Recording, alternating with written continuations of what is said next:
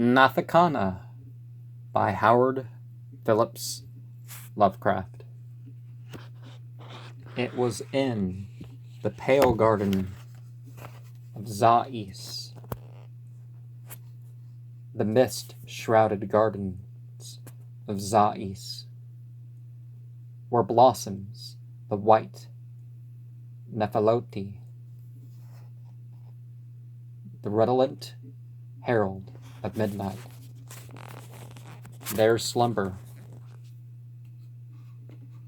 the still lakes of crystal and streamlets that flow without murmuring. Smooth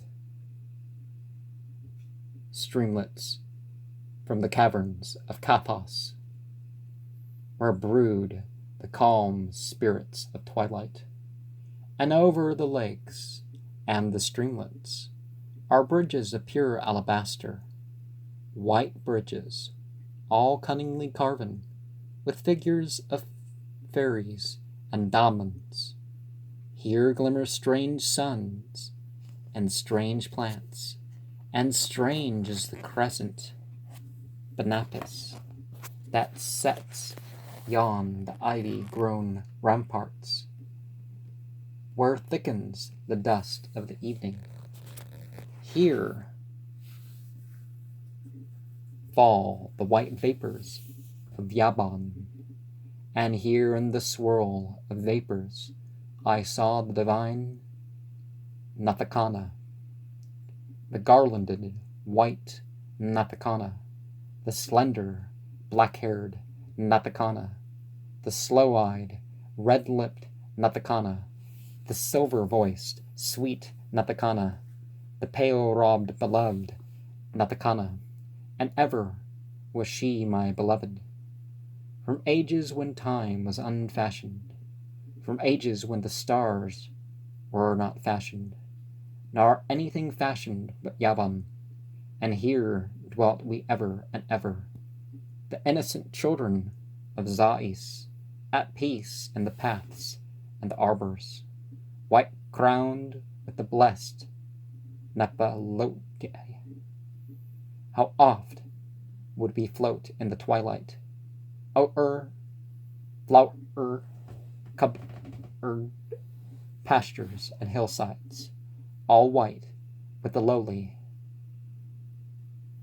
Estalthon, the lowly yet lovely Estalthon, and dream in a world made of dreaming, the dreams that are fairer than Aden, bright dreams that are truer than reason.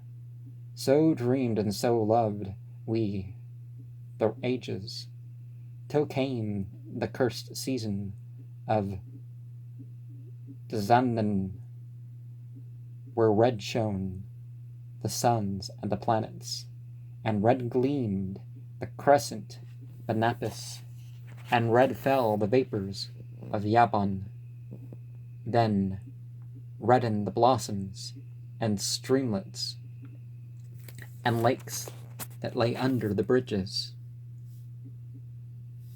and even the calm alabaster glowed pink with uncanny reflections, till all the carved fairies and diamonds leered redly from the backgrounds of shadow.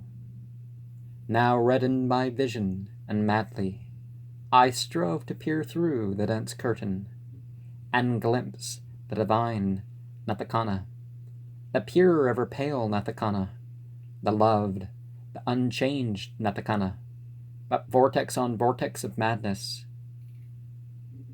clouded my laboring vision, my damnable, reddening vision, that built a new world for my seeing, a new world of redness and darkness, a horrible coma called living. So now in this coma called living, I view the bright phantoms of beauty, the false, hollow phantoms of beauty, that cloak all the evils of Dzandan. I view them with infinite longing. So like do they seem to my loved one, so shapely and fair, like my loved one, yet foul. From their eyes shines their evil, their cruel and pitiless evil, more evil than Thepharon and Latgauze, twice ill for its gorgeous concealment. And only in slumbers of midnight appears the lost maid, Nathicana. The pallid, the pure Nathicana, who fades at the glance of the dreamer. Again and again do I seek her. I woo with deep draughts of Platotis, deep draughts brewed in wine of Astarte, and strengthened with tears of long weeping.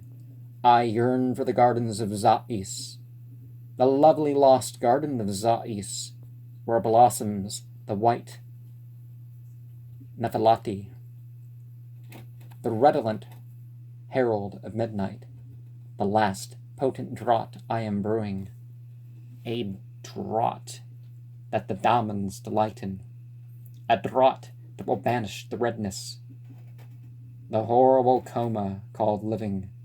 Soon, soon, if I fail not in brewing, the redness and madness will vanish, and deep in the worm-peopled darkness will rot the base chains that have bound me. Once more shall the gardens of Zais dawn white on my long-tortured vision, and there, midst the vapors of Yabon, will stand the divine Nathicana, the deathless restored Nathicana, whose like is not met with in living.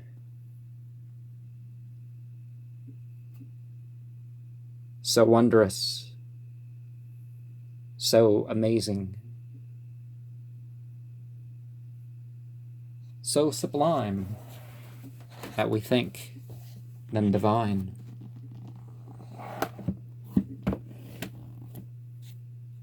Are the spirits of yore when we meet them on reality's shore.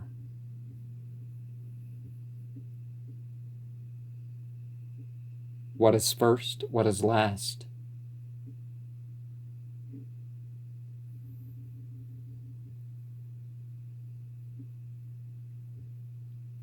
And what have we caught and experienced?